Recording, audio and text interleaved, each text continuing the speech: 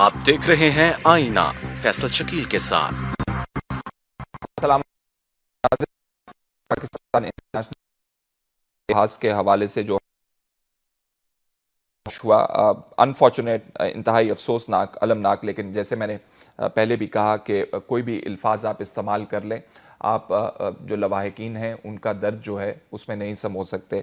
तो उनसे हम ताज़ियत का इजहार करते हैं वक्त टीवी के प्लेटफॉर्म से। अल्लाह ताला उनको सब्र जमील अता फरमाए। अब कुछ बात करेंगे नाज़िन इस वाक़े के हवाले से और पाकिस्तान इंटरनेशनल एयरलाइंस के हवाले से भी।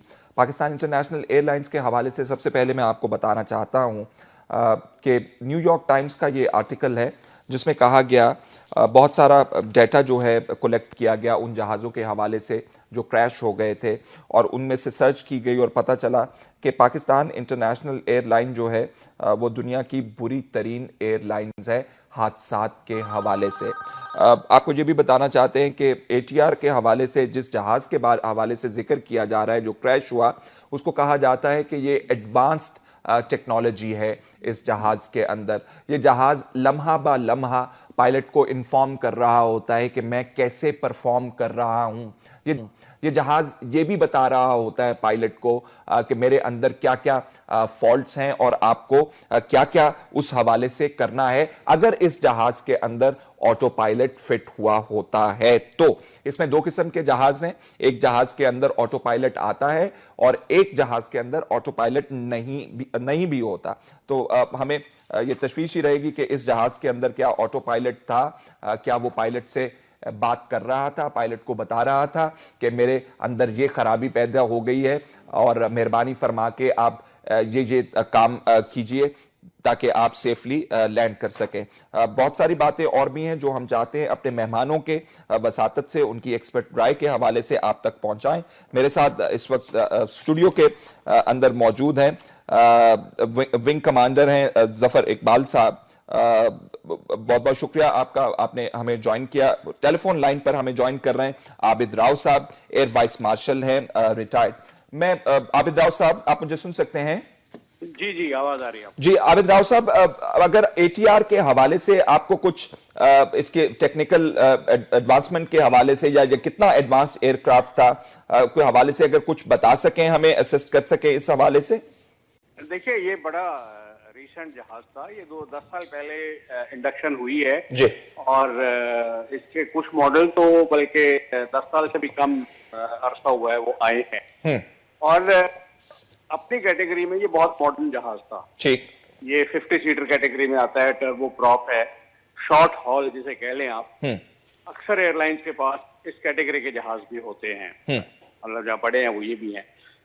ये देखें, इट इज अनफॉर्चुनेट कि इसके साथ इंजन का एक मसला हुआ, बिकॉज ये जो नॉर्दर्न एयरफील्ड हैं हमारी, जिनमें चित्राल है, करदू है जी, यहाँ पे सबसे बड़ी जो रिक्वायरमेंट एक तो ये है कि जहाज शॉर्ट टेक ऑफ और लैंडिंग वाला हो, उसमें ये क्वालिफाई करता है। फिर वहां पे दूसरी कंसिडरेशन ये होती है कि अगर एक इंजन फेल हो जाए, क्या दूसरे इंजन के साथ वो पीक्स क्लियर कर सकता है, जो वहां पे बड़ी बड़ी पीक्स हैं जितनी भी। तो उसकी इसको जरूरत इसलिए नहीं पड़ी कि बिकॉज ये ऑलरेडी ऑल्टीट्यूड पे था जब इसका वो हुआ है, और जिस पहाड़ी में क्रैश किया है वो कुछ ज्यादा ऊंची नहीं थी। तो इसका मतलब है कि इसमें पावर फेलियर हुआ है। एक इंजन का तो उसने अनाउंस किया है, गलिबन दूसरे का भी हुआ है जो इंक्वायरी में पता चल जाएगा, उसमें भी कोई पावर लॉस था। जो पायलट ने मेडे कॉल दी, मेडे कॉल वो है कॉल जिसका मतलब है कि जिसमें ज्यादा चांसेस ये हैं कि जहाज अब क्रैश कर जाएगा या क्रैश के नजदीक है। तो इसमें मेडे कॉल सर उस वक्त भी दी जाती है जब कोई ना कोई जहाज के अंदर फॉल्ट आ जाए, तो ये पायलट की रिस्पॉन्सिबिलिटी गर्दानी जाती है कि फौरी तौर पर वो जो है इन्फॉर्म करे। देखिए, मेडे कॉल उस वक्त दी जाती है कि जब इमरजेंसी बड़ी सीवियर हो और वो सिर्फ एक कॉल दे के सारी तवज्जो उसको फिर जहाज पे डालनी पड़ती है कि उसको रिकवर करे, उसको जो भी ऑल्टरनेट प्रोसीजर्स हैं वो करे, जहाज को काबू से बाहर ना होने दे। क्योंकि अगर वो लंबा अपना डिटेल में डिफेक्ट बताएगा ना, तो उसकी तवज्जो बढ़ सकती है। हालांकि इसमें 2 पायलट होते हैं, एक पायलट ये कर सकता है, बाद का दोनों पायलट की जरूरत होती है जहाज को कंट्रोल करने के लिए जी। तो उस सूरत में ये एक शॉर्ट है, ये 70-80 साल से ये बना हुआ है कोड के जी आप मेडे कॉल दें, उसका मतलब है कि बहुत सीरियस इमरजेंसी है, जहाज क्रैश करने वाला है, को बहुत बड़ा डिजास्टर होने वाला है। तो सारे फिर जो सुनेंगे वो आपको रास्ता भी देंगे, प्रायोरिटी लैंड करने की भी देंगे, फिर वो हो सकता है असिस्ट भी कर दें आपको कि अगर आपका प्रोसीजर में वो रिपीट कर सकते हैं कि जी आप ये चेक करें, ये चेक करें, वो करें, अगर जहाज कंट्रोल में हो। राव साहब, who is the best person, जो टावर के अंदर बैठे हुए हैं या जो एयरक्राफ्ट के अंदर पायलट बैठे हुए हैं कि इमरजेंसी की सूरत के अंदर जो कहते हैं शॉट्स कॉल करना या फौरी तौर पे डिसीजन को मेक करना कि मैंने अब ये करना है, या वो टावर बेहतर गाइड करेगा? कौन बेहतर फैसला कर सकेगा? टावर नहीं, जहाज को हैंडलिंग के लिए तो पायलट से बेहतर कोई नहीं है। He is there the person on the spot, उसी के कंट्रोल में सब कुछ है।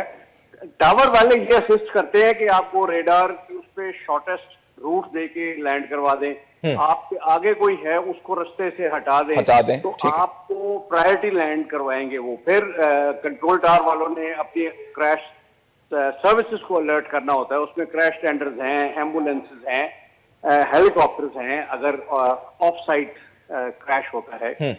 तो वो फिर टावर तो एडवाइजरी रोल में है कि मौसम का बता दे, आगे क्लियरेंस का बता दे, ठीक है। वो फिर असिस्टेंस के रोल में है कि जी आपको प्रायोरिटी लैंड करवाए, लेकिन जहाज रिलेटेड जो कुछ करना है वो पायलट ने करना है। ठीक है। मैं जुनैद खान साहब, क्योंकि आप साबिक deputy director general civil aviation authority भी रहे हैं, मैंने उस हवाले से भी आपसे बात करनी है, गुजारिश है साथ रहिएगा। हमें जुनैद खान साहब, chairman air blue crash effectives association, उन्होंने भी ज्वाइन किया है। उनके पास मैं अभी आता हूं। पहले मैं विंग कमांडर जफर इकबाल साहब के पास आऊंगा। जफर इकबाल साहब, मुझे ये बताइए, ये इतना एडवांस जहाज, एक इंजन खत्म हो गया, फेल हो गया, फिर भी ये उतर सकता था, जहाज नहीं उतर सकता था, क्या कहते हैं आप? ये जो हमारे जहाज होते हैं सिविल पैसेंजर जहाज, इनमें एक इंजन फेल होना कोई बड़ी इमरजेंसी नहीं है, उससे कोई एक इंजन फेल हो जाए, उसमें आग लग जाए, आप कहते हैं बड़ी बात नहीं है? आग लग जाना तो जरा एडवांस हम चलेगा, उसकी मैं हैंडल करूंगा जी, ठीक। लेकिन एक इंजन चले जाना कोई इतनी बड़ी बात नहीं है कि जान के लाले पड़ जाए। ठीक है। जो हम जब सिमुलेटर फ्लाई करते हैं तो उसमें ये चीज इंटायरली नॉर्मल है कि जब जहाज को टेक ऑफ करने वाला मैं चाहूंगा आप मेरे नाजरीन को सिमुलेटर के बारे में बता दें, क्योंकि नॉट एवरीबॉडी वुड नो कि सिमुलेटर क्या होता है। जैसे आप समझेंगे ट्रेनिंग आप करते हैं गाड़ियों की, तो आपने एक जगह बनाई थी, कमरा, जिसके अंदर आपने सामने स्क्रीन होती है, ठीक है। और इस तरह जहाज के लिए, क्योंकि आप जहाज, ये मॉडल है एक किस्म का जहाज का जो जमीन के ऊपर फिक्स हुआ हुआ है और उसके अंदर आप बहुत जबरदस्त होता है, ठीक है, बहुत जबरदस्त, जहाज से ज्यादा महंगा होता है, और ये 3 डायमेंशन होता है, ये इसकी मूवमेंट होती है। जब उसमें बैठ के आप जहाज को स्टार्ट करते हैं तो आपको महसूस होता है कि जहाज स्टार्ट हो रहा है। अगर सामने आप इस्लामाबाद रनवे फीड कर देंगे तो इस्लामाबाद रनवे पे आपको महसूस होगा कि आप पार्क हुए हुए हैं, और जब आप टैक्सी करेंगे, जहाज को चलेंगे, तो आपको महसूस होगा उसकी मूवमेंट। आप ये एक्चुअली समझते हैं, ये ट्रेनिंग के लिए सिमुलेटर है जो इस्तेमाल हो रहा है कि मैं रनवे के ऊपर हूं, ठीक है, और उसमें ये चीज़ रूटीन है। जो सबसे मुश्किल है आपका इंजन फेल होना जब आप रनवे के ऊपर हों, जब आपकी स्पीड कम हो, अगर आपने अभी टेक ऑफ ही नहीं किया, क्योंकि उस वक्त उसकी डायरेक्शन मेंटेन करना सबसे ज्यादा मुश्किल है, मैक्सिमम पावर पे आप चल रहे होते हैं। तो दिस रूटीन इमरजेंसी जो कि प्रैक्टिस करते हैं कि अभी आपने टेक ऑफ नहीं किया, आपकी एक सर्टन स्पीड पहुंची, ठीक है, कि जिसके बाद आप रनवे के ऊपर अबोर्ट नहीं कर सकते, रुक नहीं सकते, तो एक इंजन इंस्ट्रक्टर आपको दे देगा इंजन फेलियर या इंजन फायर, तो उसको ऊपर आप टेक ऑफ करेंगे, आप पहिए ऊपर करके उस इमरजेंसी को हैंडल करेंगे।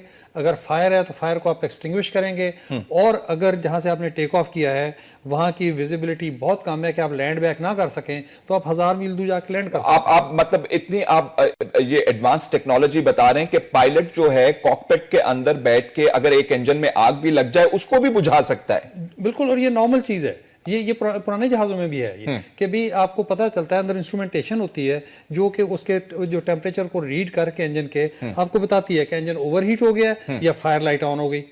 80% वैसे ये फॉल्स चीजें होती हैं, लेकिन 80% फॉल्स से ये जो वार्निंग लाइट आती है ना ओवरहीट होने की या फायर होने की, 80% ये फॉल्स होती हैं। आप थ्रॉटल को पीछे करें, पावर पीछे करें, तो ये चली जाती हैं। लेकिन उसका कोई ना कोई मकसद तो होगा कि इंजन हीट अप हो रहा है इस वक्त, तो आप इसको जरा थ्रॉटल को शायद कम कर लें, करें तो आपको ठीक हो जाएगा। ठीक है, तो आप फायर को हैंडल कर सकते हैं प्रॉपर तरीके से, और उसमें हर इंजन में 2 फायर एक्सटिंग्विशिंग बॉटल्स होती हैं। आप एक को फायर करेंगे तो उसको कंट्रोल हो जाना चाहिए, नहीं तो आप दूसरी को फायर करते हैं, ठीक है, कंट्रोल हो जाती है। और उसके बाद अगर जब इंजन बंद हो जाए, और आपने इंजन के पंखों को फेदर कहते हैं, वो इस तरह सामने कर देते ताकि एरोडायनामिकली क्लीन हो जाए। तो वो उसके बाद आप जैसे ये 777 है, अगर आपने टेक ऑफ किया अमेरिका से और वहाँ के इंजन फेल हो गया और विजिबिलिटी वगैरह ठीक नहीं है, अटलांटिक पूरा समुद्र बहरे ओकियानूस आप क्रॉस कर सकते हैं। पूरा बहरा ओकियानूस आप कह रहे हैं अटलांटिक जो है एक इंजन के ऊपर जहाज जो है क्रॉस कर सकता है सेफली। ये इसकी सर्टिफिकेशन होती है तो उस जहाज को फ्लाई करने की इजाजत देते हैं। और आप देखेंगे बोइंग 737 के 2 इंजन है, बोइंग 757 के 2 इंजन है, 767 के 2 इंजन है, 777 के 2 इंजन है। एयरबस जितनी आप देख लें एयरबसेस, ठीक है, स्वाय 340 के और 380 के जिनके 4 इंजन है, बाकी सबके 2 इंजन है। ठीक है, सो 2 इंजन इज परफेक्ट। और इस जहाज के भी 2 इंजन है। इस जहाज के भी 2 इंजन है। और आप कह रहे हैं कि एक इंजन अगर फेल भी हो गया था तो the pilot should have safely landed the aircraft, अगर कोई और मसला ना होता तो। Absolutely right. ठीक है, मैं बात भी सामने रखूंगा अपने मेहमानों के। मैं जुनैद खान साहब के पास जाना चाहता हूं। जुनैद खान साहब, आप मुझे सुन सकते हैं? जी मैं सुन सकता हूं जी, मैं तस्दीक कर दूं। जुनैद हामिद। जुनैद हामिद, मैं माजरत चाहता हूं, यहां पे नाम आपका गलत लिखा हुआ है जो हमें दिया गया है। Chairman air blue crash effectives association, मुझे ये बताइएगा आपने क्या आवाज उठाई कि इन्वेस्टिगेशन करने के हवाले से जो भी इदारा मौजूद है, वो पेशावर हाई कोर्ट की एक जजमेंट भी मौजूद है कि उसको पीआईए के इन्फ्लुएंस में से निकाला जाए। आपने किसी को कहा कि ये निकालें, खुदा के वास्ते हमने जो है वो नुकसान उठा लिया, अब आगे नुकसान ना हो? क्या कहते हैं आप? देखें भाई, कोई एक दफा हमारा तो पूरा जो कैंपेन चली थी हमारे क्रैश के बाद, जो कि जुलाई 28, 2010 को हुआ था, जिसके तकरीबन 6 साल हो चुके हैं, हमारी उस वक्त के साथ ये जो जद्दोजहद चली है वो यही चली है कि हमारे यहाँ पर तमाम सुनवाई किसी भी अफेक्टेड फैमिलीज की कभी आज तक नहीं हुई। मैं थोड़ा सा आपको हिस्ट्री में ले जाना चाहूंगा कि पाकिस्तान की पुरानी हिस्ट्री में, जब से पाकिस्तान ने जन्म लिया है, 2010 का एयर ब्लू का एक्सीडेंट पहला एक्सीडेंट था कि जिसने लोगों ने खड़े होकर आवाज उठाई है कि हमारा राइट है कि आप हमें बताएं कि हुआ क्या। This is something that is an internationally acceptable, ये एक रूल है। इसके अंदर ICAO जो कि गवर्निंग बॉडी है सिविल एविएशन की इंटरनेशनल, वो भी इसके ऊपर वेरी क्लियर है, उनका बहुत स्टैंडिंग है उनकी कि इसकी तमाम इन्वेस्टिगेशन इंडिपेंडेंटली होनी चाहिए, गैर जानिबदाराना तरीके से होनी चाहिए। और एक ने यही बात आवाज उठाई कि भाई पहली बात तो ये कि आज तक पाकिस्तान में कभी किसी भी क्रैश की, आप खटमंडू ले लें, आप कायरो ले लें, आप मुल्तान ले लें, आप गिलगित ले लें, आप कोई भी क्रैश ले लें। खटमंडू वाला जहाज मिल गया था जी, लोकेट हो गया था बाद में? जी वो लोकेट हो गया था सर, वो क्रैश हुआ था, लोकेट हो गया था बहुत, उसके अंदर काफी अर्सा तो वो मिला भी नहीं, मेरा ख्याल है गिलगित वाला नहीं मिला अभी तक, गिलगित वाला नहीं मिला, अभी तक नहीं मिला जी, वो नहीं मिला था। तो ये उस अभी तक हिस्टोरिकली पाकिस्तान में कभी इसके ऊपर किसी ने ये उठाया ही नहीं था, इसलिए कि बेचारे लोग, आम लोग क्या जाने इन सब बातों को। हमारे यहाँ जो सेफ्टी इन्वेस्टिगेशन बोर्ड है, ये एक दिल्ली इदारा है सिविल एविएशन अथॉरिटी का। अब मुझे बताइए कि एक क्लास टीचर का एहतसाब एक मॉनिटर क्लास का कैसे करवा सकता है? वो उसी का ज़ैली इदारा है तो कैसे करेगा? दुनिया जहान के अंदर नेशनल ट्रांसपोर्ट सेफ्टी बोर्ड है, आपका BA है, जितनी भी ऑर्गेनाइजेशंस हैं वो सब इंडिपेंडेंट अथॉरिटीज हैं। They are the investigation board, और ये जितने भी होते हैं ये अलग होते हैं। हमने यही चीज उठाई और हमने इस बात को लेकर के गए, हमने पूरी एजुटेशन हमने की इस बात के ऊपर, हमने कोर्ट्स को हिलाया और अल्हम्दुलिल्लाह हमें एक सर्टेन लेवल ऑफ रिलीफ मिला, इन द सेंस कि पहली दफा पाकिस्तान की हिस्ट्री में सिविल एविएशन अथॉरिटी ने एक इन्वेस्टिगेशन रिपोर्ट पब्लिक की। अब ये और बात है कि उस इन्वेस्टिगेशन रिपोर्ट की जो क्वालिटी थी वो इतनी पुअर थी कि it was more like an I wash. तो आप हमें बता सकते हैं 1 2 3 वेरी क्विकली कि उस रिपोर्ट के अंदर किसको ब्लेम किया गया? सर उस रिपोर्ट के अंदर सिर्फ इट वाज 32 पेज की रिपोर्ट थी, सिर्फ 32 पेज। एक जहाज की इन्वेस्टिगेशन जिसमें 152 लोग शहीद हुए, उसकी रिपोर्ट इन्होंने 32 सफे में दी और उसमें सीधा स्क्वायर ब्लेम कर दिया पायलट को। अब पायलट तो वहां नहीं है, वो बेचारा तो जा चुका। He cannot defend himself. He cannot defend himself. इनके लिए तो एक बोगी बन गया, इनको चाहिए था कोई बोगी, इन्होंने फौरन उसको बना दिया पायलट को। बिल्कुल ठीक। उसके बाद हमने उस रिपोर्ट को मैंने इंटरनेशनल एजेंसीज को भेजा। मैंने इन द मीन टाइम मेरी सब लोगों से कॉन्टैक्ट डेवलप हो चुके थे इंटरनेशनली। उन्होंने मुझे वापस भेजी कि ये रिपोर्ट जो होती है किसी भी प्लेन की, वो 1500 से 2000 सफों की होती है, उसमें इतनी चीजें डिटेल्ड होती हैं, एनेक्जर्स होते हैं, डॉक्यूमेंटेशन होती है, प्रूफ्स होते हैं। मुझे करेक्ट कीजिएगा, ये जहाज जो था बोइंग था, ये जहाज नहीं सर, ये एयरबस था सर, एयरबस था, एयरबस 321 था सर। ठीक है, तो इसकी जहाज वालों ने कोई इन्वेस्टिगेशन की? क्योंकि हम आए दिन टीवी के ऊपर डॉक्यूमेंट्रीज देखते हैं कि जो कंपनी बनाती है वो पूरी इन्वेस्टिगेशन करती है कि जहाज के साथ हुआ क्या, ताकि हम उसका फॉल्ट दोबारा निकाल सके। तो इस केस सर आप बिल्कुल सही देखिए, जिनका जो सेफ्टी, इसका जो ब्लैक बॉक्स था वो एयरबस इंडस्ट्रीज को फ्रांस ही भेजा गया था और वहीं से उन्होंने भी इन्वेस्टिगेशन जरूर की होगी। लेकिन देखिए अगेन वो वाली बात आ जाती है, यहां भी कॉन्फ्लिक्ट ऑफ इंटरेस्ट है। कोई भी एयरलाइन कभी भी किसी भी लिहाज से अपने जहाज के अंदर फॉल्ट खुद ही आइडेंटिफाई नहीं करेगी, उनके बिलियंस ऑफ डॉलर्स के आगे ऑर्डर लगे हुए होते हैं। But did they conduct an investigation? Sending of black box is something else. Investigation, crash site, analysis, parts का वो मुख्तलिफ चीज है। Sir, not at all. They did not even enter the Pakistani space. हमें यहाँ पर तो उनके किसी एक दफा भी पता नहीं चला. It was all done by the Safety Investigation Board, which is under the influence of Civil Aviation Authority, which is a complete conflict of interest. मैं इन सारी बातों को हमने हाईलाइट किया कोर्ट में ले जाकर के, पेशावर हाई कोर्ट में। तो पेशावर हाई कोर्ट ने रियलाइज किया इसको और उस 32 सफ़े की रिपोर्ट को उन्होंने एक कंप्लीट आई वॉश करार देके रिजेक्ट कर दिया और कहा कि आपके अंदर ये कैपेसिटी नहीं है इंडिपेंडेंट करने की, तो आप इंटरनेशनल जो सिविल एविएशन ऑर्गेनाइजेशन है मॉन्ट्रियल के अंदर, आप उनको अप्रोच करें और आप उनसे एक थर्ड पार्टी से आप इन्वेस्टिगेशन करवाएं। इन्होंने एक्सेप्टेंस तो भर ली सिविल एविएशन ने, लेकिन इन्होंने किया क्या कि उनके 2 बंदे बुलवाए वहां से और उनको सिर्फ ये कहा कि आप तो हमारे प्रोसीजर्स को आप जरा रिव्यू कर लें। अब प्रोसीजर को रिव्यू करना समथिंग वेरी डिफरेंट। इंटायरली 4 दिन के लिए आए, 4 दिन इस्लामाबाद में रहे, उन्होंने किसी से मुलाकात नहीं करी, किसी फैमिली से, किसी जगह पर। वो सिर्फ यहां पर इनके सिविल एविएशन के मेहमान बने। उन्होंने कुछ ना कुछ रिव्यू जरूर किया होगा, लेकिन वो इनको एक सर्टेन अमाउंट जो उन्होंने मैंडेट जो दिया था, जो उनको स्कोप ऑफ वर्क दिया था, वो सिर्फ ये दिया था कि आप हमारे सिस्टम्स को आके रिव्यू करें, आप बता दें कि हमने बिल्कुल सही। वो उन्होंने आके कह दिया कि हाँ जी प्रोसेस तो सही है, अब उस प्रोसेस की इम्प्लीमेंटेशन की बात है। इम्प्लीमेंटेशन की ऑफ कोर्स कि वो कितने सही तौर पे एग्जीक्यूट किया गया या नहीं। मैं यहाँ पे एक ब्रेक लेना चाहता हूं, मुझे इजाजत दीजिएगा, और ये भी अपने नाजरीन के गोश गुजार करना चाहता हूं कि आज हमने ATR जो जहाज बनाते हैं वो भी फ्रांसीसी कंपनी है, उनसे राब्ता किया, टेलीफोन पे हमारी बात हुई। उनके स्पोक्स पर्सन है डेविड वर्गास साहब। उनसे हमने पूछा कि आप हमें बता सकते हैं ये जहाज कितने पुराने हैं, आपसे कब खरीदे गए, क्या ये रिफर्बिश्ड तो नहीं होते, क्या ये सेकंड हैंड तो नहीं होते। तो उन्होंने हमें किसी भी किस्म की इंफॉर्मेशन देने से इनकार कर दिया और कहा कि जो हमने अपनी वेबसाइट पर इस जहाज के बारे में इंफॉर्मेशन डाली है और वही इंफॉर्मेशन अभी हमें इजाजत है कि हम दे सकें। आगे इन्वेस्टिगेशन होगी तो हम आपके साथ इंफॉर्मेशन शेयर करेंगे। और जो उन्होंने इंफॉर्मेशन अपनी वेबसाइट पर डाली है वो बहुत बुनियादी सी है, हकायक के हवाले से है, और कहा उसमें यह कहा गया है कि हमें उन फैमिलीज के साथ हम इजहार ताज़ियत करते हैं और हमें बड़ा अफसोस है कि ये एक्सीडेंट हुआ है। मैं ब्रेक लेता हूं, ब्रेक के बाद दोबारा अपने मेहमानों को एंगेज करता हूं और उनसे पूछेंगे आबिद राव साहब से कि उनके लिए क्या ये हैरत की बात नहीं है कि एयरबस जैसी इतनी बड़ी कंपनी जो है वो इंडिपेंडेंट इन्वेस्टिगेशन। हमारे साथ air vice marshal retired Abid Rao साहब मौजूद हैं, साबिक डिप्टी डायरेक्टर जनरल हैं सिविल एविएशन अथॉरिटी के।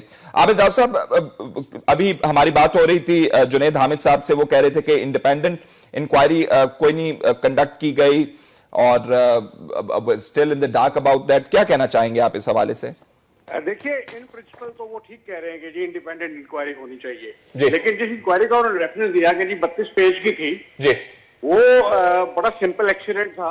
उसके जो फ्लाइट डेटा रिकॉर्डर थे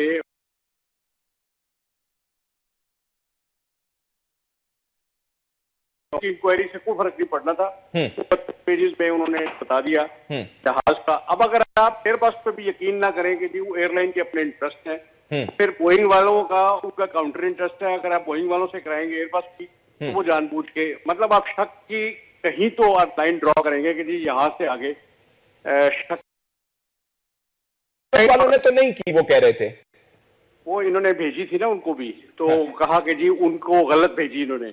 देखिए, आपको कहीं ट्रस्ट करना पड़ेगा। आपके यहाँ नियतों पे भी शक किया जाता है, आपके यहाँ उस सलाहियत पे शक किया जाता है कि आप इंक्वायरी कर सकते हैं नहीं कर सकते, तो उस सूरत में तो कोई भी जवाब काबिले कबूल नहीं होगा। वो जहाज का एक्सीडेंट बड़ा सिंपल टाइप एक्सीडेंट था, कंट्रोल फ्लाइट इनटू टेरेन जिसे कहते हैं। एक सही सलामत जहाज को जाके पहाड़ी से टक्कर मार दी, बिकॉज पायलट कहीं और देख रहा था। उसे को पायलट ने उसको वार्न भी किया था कि जी पुल अप करें, इधर करें, लेकिन उसने तवज्जो नहीं दी। तो उसमें और भी बहुत कुछ था। आबिद राव साहब, आप माशाल्लाह, को ये थोड़ी सी बात हैरत अंगेज लगती है कि एक पायलट बैठा हुआ है और वो पहाड़ को नहीं देख रहा, उसका को पायलट उसको वार्न कर रहा है, जहाज का जो सिस्टम है उसको कह रहा है कि पुल अप और and pilot does not respond. आपको ये हैरत अंगेज बात नहीं लगती है? ये हैरत अंगेज अपनी जगह है, लेकिन ऐसा होता है। और चूंकि उसमें हुआ है इसलिए वो 32 पेजेस पे कंक्लूड हो गई थी, वरना आप 500 पेजेस कर लें तो उसे कोई फर्क नहीं पड़ेगा। तो उस लिहाज से ये एतराज करने मेरे नजदीक बेमानी है। ये और बात है कि कोई चैलेंज कर दे कॉम्प्लेक्स एक्सीडेंट की, बहुत से उसमें पायलट की जब जान चली जाती है तो उसको भी ब्लेम किया जाता है, एज्यूम किया जाता है उन आखिरी लम्हात की फ्लाइट कंडीशंस का, जिसका अगर मिल जाए शवाहिद तो वो अंदाजा लगाना कोई इतना मुश्किल नहीं होता कि क्या हुआ होगा। इनके तो फ्लाइट डेटा रिकॉर्डर्स हैं, इनके ब्लैक बॉक्सेस हैं जो सारी फ्लाइट कंडीशंस पिछले 30 मिनट के रिकॉर्ड करके आपको बता देंगे। और अब तो इनमें 24 घंटे ये जहाज कहीं भी हो वाया सैटेलाइट अपने होम बेस को और उसको कंपनी के हेडक्वार्टर को ये अपनी सारी ग्राउंड पोजीशन, इंजन पैरामीटर्स ये ट्रांसमिट कर रहे होते हैं अगर जहाज उड़ रहा है। राव साहब, ये आपने बात की कि लोग हमें कहीं ना कहीं एतबार करना पड़ेगा। ये न्यूयॉर्क टाइम्स जैसा अखबार जो है वो हमारे पाकिस्तान इंटरनेशनल एयरलाइंस के हवाले से लिखता है कि the government, especially the regulator at the Civil Aviation Authority, has been negligently silent over the dismal safety records of Pakistan-based airline। और ये इन्होंने बड़ा लंबा चौड़ा काम किया, सालों पे मुहित डेटा इकट्ठा किया और उसकी बुनियाद के ऊपर ये बात कर रहे हैं। देखिए, इसके लिए हमें न्यूयॉर्क वालों की जरूरत नहीं है, हम खुद देख सकते हैं कि पीआईए का क्या हाल हो गया है। हमें मालूम है सिविल एविएशन अपना रोल उस इफेक्टिवनेस से नहीं कर रही जो करना चाहिए। उसकी बहुत सी वजूहत हैं। मतलब आप कल एक सिविल एविएशन के यहाँ नुमाइंदे कह रहे थे कि जी जहाज बिल्कुल सर्विसेबल था, उसकी रेगुलेटरी सारे वो गारंटीज थी, वारंटी सब ठीक थी, वो ठीक है, लेकिन इन्हीं जहाजों की सीटें भी फटी हुई हैं, इन्हीं जहाजों की सीट बेल्ट टूटी हुई हैं, ये जहाजों में बाथरूम्स ब्लॉक हैं, किचन डिसफंक्शनल है। जहाज को उतार लिया जाता है बाथरूम को खोलने के लिए। बिल्कुल ठीक कह रहे हैं आप। तो वो भी जहाज की क्वालिटी ऑफ ऑपरेशन में आता है। उसकी बहुत सी वजह हैं, उनमें एक वजह ये भी है कि जब से पॉलिटिकल इंटरफेरेंस हुई है, appointments of chairman, MDs and disease, तो ये स्टैंडर्ड गिरे हैं। अब वो जरदारी साहब ने बनते ही अपने दोस्त को लगाया था DG civil aviation, Nadeem Yousafzai, उसको एमडीपीआईए भी लगाए रखा। वो एक तरफ चोर था, एक तरफ सिपाही था, तो गड़बड़ तो होनी है। वो किस तरह पीआईए के नुक्स दूर करेगा एज ए रेगुलेटर?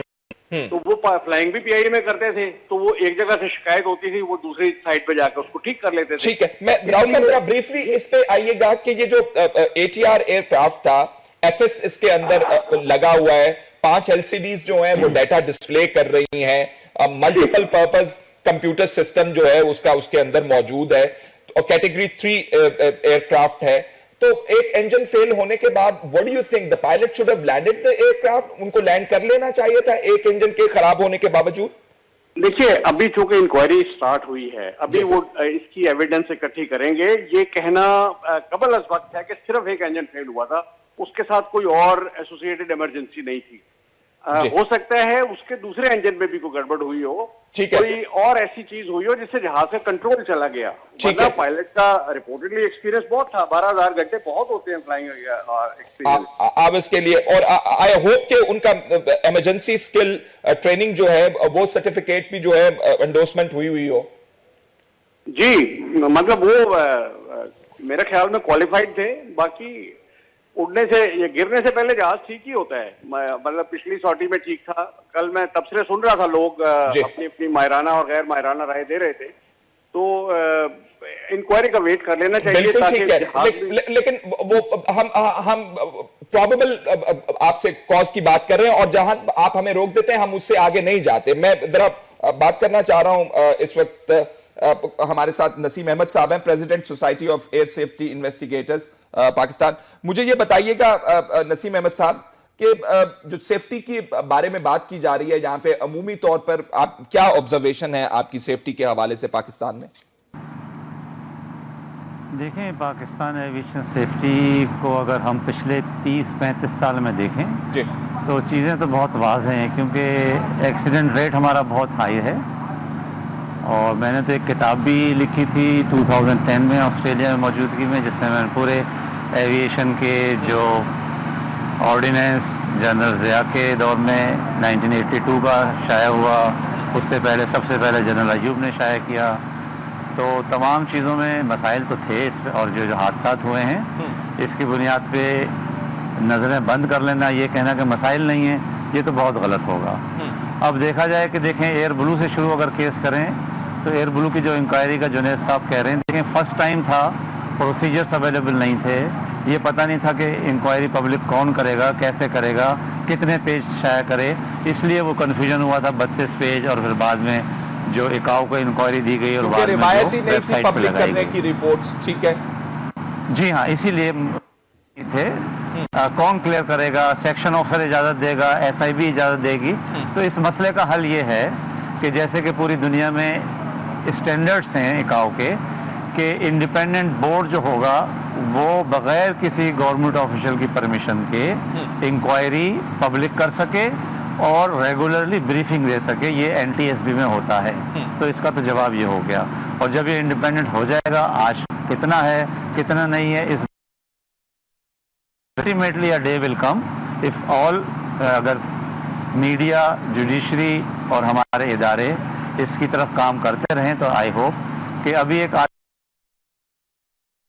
अब आए एटीआर की तरफ। एटीआर के सर्विसेबल होने पे कल से आज तक 16 घंटे में बल्कि 24 घंटे हो गए, बहुत बात हुई हैं, बहुत सी बातों का मेरे लिहाज से सर पैर नहीं है। ATR aircraft state of the art aircraft है, दुनिया भर में उड़ रहा है। साउथ एशिया में 100 जहाज उड़ रहे हैं, इंडिया में 70 जहाज हैं, बांग्लादेश के पास 10 से 12 जहाज है, हमारे पास भी 10 साल से उड़ रहा है। टीथिंग प्रॉब्लम्स आई हैं, पायलट जब एक सिस्टम से दूसरी सिस्टम्स पर आते हैं तो उन्हें एडाप्टेबिलिटी में देर लगती है। वीकनेसेस हैं, इसमें कोई शक नहीं है, लेकिन ऐसा कह देना कि जी ये जहाज फिट नहीं है, ये जहाज उस फ्लाइट के लिए फिट नहीं था, ये जहाज नॉर्थ के लिए फिट नहीं था, पायलट्स फिट नहीं है, ये ज़रा मेरा ख्याल है कि जो वर्षा की होते हैं। साहब देखें, अगर क्रिटिसिज्म जो है वो क्रिटिसिज्म की वजह बजाय क्रिटिसिज्म किया जाए खाली उसी वजह से, तो वो अच्छी बात नहीं है। लेकिन अगर आप वीकनेसेस तलाश कर रहे हैं स्ट्रेंथ की तरफ जाने के लिए, जी प्लीज, मैं आपसे दो बातें कह रहा हूं। देखें, जो वर्षा होते हैं ना अफेक्टेड पार्टीज, जैसे जुनैद अमीन साहब हुए जी, उनको तो हक पहुंचता है जो अल्फाज इस्तेमाल करें, हम खामोश हैं। लेकिन एक्सपर्ट्स आगे अगर इस किस्म की बात करें तो थोड़ा सा सिविल एविएशन के लोगों को भी, जो इन्वेस्टिगेशन की टीम काम कर रही है, जो रेस्क्यू के लोग काम कर रहे हैं, मुख्तलिफ इदारे दिन रात काम कर रहे हैं, उनका मोरल डाउन होता है। और ख़ासतौर पर पायलट्स जो हैं वो बड़े ख़राब और मुश्किल हालात में काम कर रहे होते हैं, तो उनका मोरल फर्दर डाउन होता है अगर हम उनकी कैपेबिलिटीज पर बात करने लग जाएं। इसमें थोड़ी सी एहतियात करनी चाहिए। ठीक है जफर साहब, मुझे ये बताइए, इतना state of the art aircraft है, एफएस सिस्टम इसके अंदर लगा हुआ है, क्या वो ऑटो पायलट के साथ फिटेड है या नहीं है, वो एक अलग बहस होगी। लेकिन मैं जानना ये चाहता हूं कि जैसे राव साहब अभी इंडिकेट कर रहे थे कि वो कह रहे थे कि खाली एक इंजन फेलियर था या उससे आगे मामला जा चुका था, ये अभी क्लियर नहीं है। आप क्या कहते हैं इस हवाले से? एक चीज तो बिल्कुल वाज़ेह है कि इंजन का फेल हो जाना, जस्ट फेल हो जाना जी, मेडे कॉल वारंट नहीं करता। मेडे कॉल वारंटी नहीं करता जी, ठीक। क्यों? क्योंकि जैसे मैंने आपको बताया कि ये तो एक रूटीन हम प्रैक्टिस कर रहे होते हैं सिमुलेटर में, आपने पहले टेक बताया, ऑफ से पहले, और आप पूरा अगर अटलांटिक ओशन या पैसिफिक क्रॉस कर सकते हैं सिंगल इंजन के ऊपर, तो इतना एटीसी को बता देना काफी है कि मेरा एक इंजन फेल हो गया है और मेरी ये नीयत है उसके बाद लेकिन जो पायलट ने मेडे कॉल दी है, तो इसका मतलब ये है कि ये सिर्फ single engine failure, normal single engine failure नहीं था, इसके साथ कोई ना कोई एडिशनल चीज होगी। ये मेरा एक गैस है। एडिशनल चीज आप कह रहे हैं कि जहाज के अंदर प्रॉब्लम होगा, वो क्या होगा? जैसे मसलन राव साहब ने जैसे कहा कि क्या दूसरा इंजन भी पावर लूज कर गया, क्या कोई बर्ड हिट हो गई, क्या ऐसी फायर हो गई जो कि दोनों बॉटल फायर करने से नहीं हुई, कंट्रोल नहीं हुई, कि उन्होंने फौरन मेडे कॉल दी। मेरे कॉल का यही मतलब है कि भी जहाज या उसके जो पैसेंजर्स हैं उनकी जान को खतरा है। तो एक इंजन सिर्फ नॉर्मल फेल होने से उनकी जान को खतरा नहीं होता, जैसे कि हम बता रहे हैं कि आप अटलांटिक क्रॉस कर सकते हैं। लेकिन इसका मतलब यह है कि अपेरेंटली सिर्फ इंजन फेल नहीं हुआ, उसके साथ कोई और प्रॉब्लम भी लाजमी हुआ, एयरक्राफ्ट को और प्रॉब्लम भी लाजिम हुआ है। तो ये हम इसको क्या कहेंगे? आई एम अ लेमैन, मैं माफी आप तमाम हजरात से चाहता हूं। अगर एक इंसान जो है उसकी डेथ जो है हार्ट के फेलियर, किडनी फेलियर, लंग्स के फेलियर से हो जाए तो हम कहते हैं कि ये मल्टीपल ऑर्गन फेलियर था। तो अगर ये साबित हो जाता है कि ये मल्टीपल प्रॉब्लम्स थे जहाज के अंदर, तो वो उसको हम क्या डिफाइन करेंगे कि एयरक्राफ्ट के अंदर? प्लीज नो जी प्लीज, नहीं, ये फैसला देना ठीक नहीं, क्योंकि मल्टीपल इमरजेंसीज हो जाती हैं, वन लीड्स टू अनदर, और नॉट नेसेसरीली, ठीक है, क्योंकि सिस्टम अलग-अलग भी हैं। अगर आपका वो फेल हुआ, इंजन हुआ फेल हुआ, इट इज पॉसिबल कि आपका हाइड्रोलिक फेल हो जाए और आपको पहिए नॉर्मल तरीके से नीचे ना आए और आपका नॉर्मल कंट्रोल फंक्शन ना करे। Too much of a coincidence, but it sounds like too much of a coincidence. No, कि इंजन भी फेल हो गया, दूसरा चल रहा है, वो भी नहीं पावर गेन कर सक रहा। देखें ये जो अनयूजुअल चीजें लेकिन होती हैं, और ये हम प्रैक्टिस करते हैं, आपका इलेक्ट्रिकल फेलियर भी हो जाए साथ, ऊपर से मौसम भी खराब हो जाए साथ, तो ये चीजें हो सकती हैं अलग अलग। और इसका मतलब ये बिल्कुल नहीं है कि ये सारी चीजें एक वजह से हुई हैं या किसी चीज को आप ब्लेम कर दें, नहीं, ऐसे नहीं है, ये चीजें हो सकती हैं। और लेकिन एक बात वाजे है जो कि बार बार हम ला रहे हैं कि भाई सिंगापुर एयरलाइन के इतने क्रैशेस क्यों नहीं होते, जो कैथे पैसिफिक है उसके क्यों नहीं होते, लुफ्थांसा के क्यों नहीं होते। तो इसका मतलब है कि कहीं ना कहीं मामला जरूर खराब है कि भाई जो मेंटेनेंस है वो सही नहीं, या कोई और मसला है, या जो रूल एंड रेगुलेशन सही इंप्लीमेंट नहीं हो रहे, कहीं ना कहीं लेक्सिटी है, आपने रूल दिया हुआ है। क्योंकि ये तो बात वाज़ेह है कि अगर एक चीज बार बार खराब हो रही है, मैं आपको कहता हूं मैं बहुत अच्छा शेफ हूं, लेकिन मैं लगातार बिरयानी खराब बनाता जाऊं तो गड़बड़ है। वो गड़बड़ मल्टीपल भी हो सकती है, एक से ज्यादा वजूहात भी हो सकती हैं। सियासी वजह एक राव साहब अभी रिलेट कर रहे थे, उससे मजीद जानते हैं कि और क्या गड़बड़ हो सकती है। इस हवाले से नाज़रीन साथ रहिएगा, एक छोटे से ब्रेक। चाहते हैं जो सेफ्टी के प्रोसीजर्स हैं या जहाज का मेंटेनेंस का अमल है या उसका चेकअप एक खास अरसे के बाद होना चाहिए, वो हम बहुत रिलीजियसली फॉलो उसको करते हैं। क्योंकि मैं ये ATR की वेबसाइट पर देख रहा था, वो कहते हैं कि जी हम फैसिलिटी प्रोवाइड करते हैं जहाज के चेकअप के लिए, हम खुद भी फैसिलिटी प्रोवाइड करते हैं। तो हम अवेल करते हैं इस तरह की फैसिलिटीज? देखिए, मेंटेनेंस प्रोसीजर जो होते हैं ना, वो डिफाइन करता है मैन्युफैक्चरर जी, कि किस फ्रीक्वेंसी के साथ और किस डिटेल के साथ। वो बल्कि ये भी बताता है कि ये जैसे A-चेक की कल बात हो रही थी, उनके चेयरमैन साहब बोल रहे थे, तो उसका वो टाइम शेड्यूल भी देता है, ये इतने दिन का चेक है, इसमें इंजन ऐसे चेक करना है, लैंडिंग गियर ऐसे करना है, एयरफ्रेम ऐसे करना है, बाकी तो वो मैन्युफैक्चरर देता है। उसके बाद इतना सीरियसली वो होता है, कंपनी जो है ना वो डिटरमिन करती है कंपनी का वर्क एथिक्स क्या है, वर्क डिसिप्लिन क्या है। फिर सिविल एविएशन के रेगुलेटर्स हैं, वो कितना सीरियसली उसको क्रॉस चेक करते हैं कि ये काम बाकी हुआ है नहीं हुआ है। तो इसलिए ये चूंकि देखिए एक हमारे यहाँ डिक्लाइन है, ठीक है, हर लेवल पे, नेशनल उस पे, बिकॉज अपॉइंटमेंट्स पॉलिटिकल हैं, ठीक, आंसरबिलिटी किसी की नहीं है, कोई गड़बड़ हो जाती है। मतलब आप ये what do you suggest sir, Rao साहब, what do you suggest, what should we do? देखिए, सजेस्ट ये है कि अगर हर आदमी अपना काम करे ना तो ये मसले खत्म हो जाएंगे। लेकिन वाइज अगर उसको उसका हाँ जी, काम आना अपनी जगह। देखिए, वाइज इट के PI में पकड़े जाते हैं, पाकिस्तान में कभी नहीं पकड़ेंगे। मतलब विजिट के they only drink abroad and not here. तो कहने का मकसद ये है कि ये डिसिप्लिन जो हर लेवल पे जी कंप्रोमाइज किया जा रहा है। जैसे मैंने आपको एक पॉलिटिकल अपॉइंटमेंट की मिसाल दी, बिल्कुल दी, कि ये जब फिर ये लीग्स जितने भी हैं, यूनियन, ट्रेड यूनियन, ये इन सर्विसेज में होनी नहीं चाहिए, ये एसेंशियल सर्विसेज हैं। इनमें you can not afford to give a blackmailing power to somebody. मतलब वो तो पीआईए में तो ये लोग एयर होस्टेसेस की अपॉइंटमेंट भी कि इस फ्लाइट पे कौन करता है, उसमें ये लीग्स इन्वॉल्व है।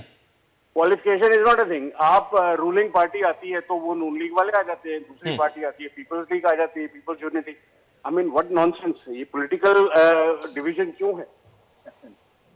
ठीक है ना। तो ये इस किस्म की इन चीजों में बड़ी स्ट्रिक्ट मेजर लेनी पड़ेगी। ठीक है, मतलब ट्रांसपोर्ट फैसिलिटी चाहे रेलवे के हो गई, ट्रेन हर तीसरे महीने एक ट्रेन पर टक्कर मारती है किसी को और वो जनाब 40 बंदे मर जाते हैं। There is no accountability of the government. यही हाल हमारी एयरलाइंस का है। एक अकाउंटेबिलिटी कोई नेशनल लेवल पे होनी चाहिए। व्हाई इज इट कि जी बहुत सारी चीजें आपने कंप्रेस की हुई हैं, इसका सिर्फ हल ये है कि जी हर आदमी अपना काम करे और इनमें पॉलिटिकल इंटरफेरेंस नहीं हो। इंटरफेरेंस ना हो। नसीम अहमद साहब, आप सजेस्ट कर सकते हैं हमें क्या क्या करना है सेफ्टी स्टैंडर्ड्स को इंप्रूव करने के लिए, एयरलाइन की एफिशिएंसी को इंप्रूव करने के लिए?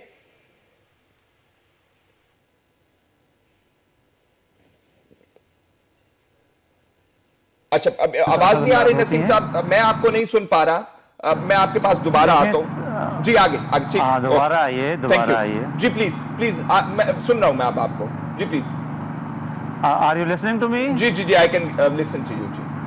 देखें, बहुत सी चीज़ें ऐसी हैं जो कि from other angles, from political point of view, from administrative point of view खराबियां हैं। लेकिन जहाँ तक सेफ्टी का ताल्लुक है, ना यूनियन उसके बीच में आती हैं, सेफ्टी पे कोई कंप्रोमाइज नहीं करते। हमारा कल्चर जो है ना, वही सेफ्टी कल्चर नहीं है।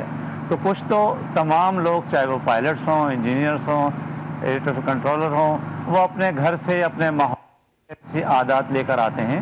अब जब वो एक पार्ट ऑफ एविएशन कम्युनिटी बन जाते हैं तो हमें और मुल्कों की बनिस्बत कुछ ज़्यादा उनकी ट्रेनिंग पे इन्हेंसमेंट करनी चाहिए और सेफ्टी ट्रेनिंग का बजट एयरलाइंस को बढ़ाना चाहिए और उसे क्वांटिफाई करना चाहिए। सर, मैं देखना चाहिए आपकी बात बिल्कुल समझ रहा हूं आप जो कह रहे हैं, लेकिन हम कहें कि दो मुख्तलिफ बैकग्राउंड से फौज के अंदर दो जवान आ गए हैं और उनकी ट्रेनिंग के लिए मुख्तलिफ पैमाना हो, तो मुझे ये जरा ठीक नहीं लगता। तो नहीं कर रहा, मैं ये कह रहा हूँ कि एयरलाइंस को चाहिए और सिविल एविएशन को चाहिए कि सेफ्टी के जो बजट है उसको एलोकेट करें, उस पर खास तवज्जो दें। और होता ये है कि जब कुछ अरसे तक कोई एक्सीडेंट नहीं होता तो ये चीज़ें ज़रा कारपेट के नीचे चली जाने लगती हैं। हमें एक हंगामी बुनियाद पर एविएशन सेफ्टी की ट्रेनिंग पे, जैसे society of air safety investigators क्या कर रही है 8 साल से, हम स्पेशल ट्रेनिंग कोर्सेज बाहर से इंस्ट्रक्टर्स ला रहे हैं। सिविल एविएशन, एयरफोर्स और पीआईए हमें स्पॉन्सर कर रही है, हम डिफरेंट कोर्सेज कर रहे हैं। मैं अभी हाल ही में आइसलैंड गया था जिसमें एयरफोर्स ऑफिसर्स हमारे साथ गए थे और उन्होंने वहाँ पर अपने पेपर्स पेश किए जिन्हें बहुत हाई लेवल पर अप्रिशिएट किया गया। तो मेरी तो आपसे, मीडिया से और इन तमाम ऑर्गेनाइजेशन से यही अपील है कि देखें, society of air safety investigators में तमाम ऑर्गेनाइजेशन शामिल हैं, एयरफोर्स है, आर्मी है, नेवी है, सब लोग शामिल हैं। आप हमारे प्रोग्राम सिर्फ ट्रेनिंग पे तवज्जो दें, बाकी तमाम पॉजिटिव तनकीद जारी रहे, अच्छी चीज़ है। और उसके साथ इन्वेस्टिगेशंस का स्टैंडर्ड्स बढ़ाएं, इसको इंडिपेंडेंट बनाएं। बट इन्वेस्टिगेशंस की ट्रेनिंग पर जो स्पेशल कोर्सेज हैं जो सेफ्टी को इन्हेंस करते हैं, उनको सपोर्ट करें। उनके ऊपर ज्यादा तवज्जो देने की जरूरत है। आप कहते हैं कि इस वक्त जो उसका स्टैंडर्ड है, वो का मतलब ये है कि हम वो कोर्सेज जो एक पाकिस्तानी ऑफिशियल बाहर जाके अटेंड करता है तो उस पे 8 से 10 लाख का खर्चा होता है, हम वो कोर्सेज पाकिस्तान में अरेंज करते आए हैं और करना चाह रहे हैं। उस पे अगर हमें सपोर्ट मिलेगी तो एक कॉस्ट की उसमें 5 ऑफिसर्स ट्रेन हो जाएंगे। देखें, 2-2, 3-3 ऑफिसर्स को बाहर भेजते हुए हम अगले 10 साल में 20 ऑफिसर्स ट्रेन करेंगे। मैं ये कहता हूँ, मैं एक कोर्सेज पाकिस्तान में ला रहा हूँ, society of air safety investigator. हमारे पास उसका एनवायरनमेंट बिठा दें, हमारे पास उसका एनवायरनमेंट कंड्यूसिव है, हमारे पास वो एक्सपर्टीज मौजूद हैं, तो फिर हम कह सकते हैं हमारे पास भी हैं और बाहर से भी लोग आ रहे हैं ट्रेन करने, बाहर से भी लोग आ रहे हैं। दूसरी मुझे ये चीज बताइएगा वेरी ब्रीफली नसीम अहमद साहब, कि ये जो जहाज कंपनियां बनाती हैं उनकी जो चेकअप है, क्या वो उन कंपनीज के एक्सपर्ट्स आके भी पाकिस्तान के अंदर करते हैं या फिर हम खुद ही काम चला लेते हैं? नहीं, देखें, ये जो एविएशन सेफ्टी है, इसके जो स्टैंडर्ड्स हैं, इसमें जो ऑडिट्स हैं, आप यकीन करें अगर बोइंग कंपनी काम कर रही है तो उसके सेफ्टी के पीछे रेगुलेटर पाकिस्तान का भी है, ऑपरेटर की भी जिम्मेदारियां हैं, बोइंग कंपनी भी अपने इंडिपेंडेंट भेजती है, इकाओ भी भेजती है। लेकिन सवाल फिर वही पैदा होता है कि एक तरफ मैं कह रहा हूं कि तमाम इदारे सेफ्टी को बढ़ाने के लिए अपनी ऑडिट्स भी करते हैं, ट्रेनिंग भी प्रोवाइड करते हैं, फ्री ऑफ कॉस्ट भी आना चाहते हैं, एक्सीडेंट के बाद इन्वेस्टिगेशन में हेल्प भी देने को तैयार हैं। उसके बावजूद भी जब एक्सीडेंट रेट देखा जाए तो इसमें कोई शुबा नहीं है कि हमें बहुत ही खराब सूरत हाल का सामना है। ठीक है, तो इसका हल वही है कि हमें और फर्दर बढ़ाने की जरूरत है। ठीक है सर, आपकी सजेशंस क्या हैं सेफ्टी के हवाले से? जी ये सारी चीजें मिला के मैं आप मुझसे कहता पूछ हूं रहे नहीं, कि मैं इधर जो स्टूडियो भी- में हूं जी। जी कि जो भी काम होता है उसके जिम्मेदार, अगर आर्मी खराब हो तो जिम्मेदार उसके अफसरान होते हैं, ठीक, अगर एयरफोर्स खराब होगी तो जिम्मेदार अफसरान होंगे, क्योंकि उन्होंने डिसिप्लिन मेंटेन करना है, उन्होंने प्रोसीजर्स को इन्फोर्स करना है, उन्होंने हर गलत कल्चर को उन्होंने दुरुस्त करना है। अगर आपका टीवी खराब चलेगा तो आपके सीईओ की जिम्मेदारी है, वो अपनी जिम्मेदारी अदा नहीं कर रहा, वो गलत काम को देख के मुंह दूसरी तरफ कर लेता है। मियाँ साहब ने बहुत अच्छी मोटरवे बना दी, हम उसके ऊपर गंद डालते हैं, या कायद-ए-आज़म एयरपोर्ट या एयरपोर्ट बनी कराची में, हम उसके ऊपर पान की। जो वहाँ के ऑफिसर्स हैं, जो इन कमांड हैं, उन सबको इकट्ठा करके ट्रेन करना चाहिए, उनको बताना चाहिए कि इनकी क्या जिम्मेदारी हैं, और उसको इंतहाई बेरहमी से इन्फोर्स कर देना चाहिए। अगर हम इस अगर सियासी अपॉइंटमेंट ना हो, अगर हम जिस इस वक्त कीचड़ में फंसे हुए हैं, अगर हम वहां से निकल के अपने स्टैंडर्ड को सिंगापुर एयरलाइन की तरह लाना चाहते हैं, या कहते हैं पैसिफिक की तरह, तो हमें खड़े हो के ये जो है ना जीरो टॉलरेंस के ऊपर जाना, प्राइवेटाइज कर दें, प्राइवेटाइज कर दें। नसीम साहब प्राइवेटाइज कर दें। देखें, जो एयरलाइंस प्राइवेटाइज है उनके भी एक्सीडेंट्स हुए हैं ना। लेकिन हमारा बहुत, आबिद राव साहब आप हमारे साथ हैं, प्राइवेटाइज कर दें, आखिरी चंद सेकंड्स है मेरे पास।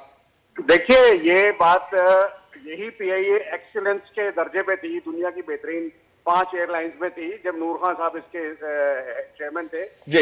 ये बात नहीं है। द क्वेश्चन इज गवर्नमेंट उसमें भी,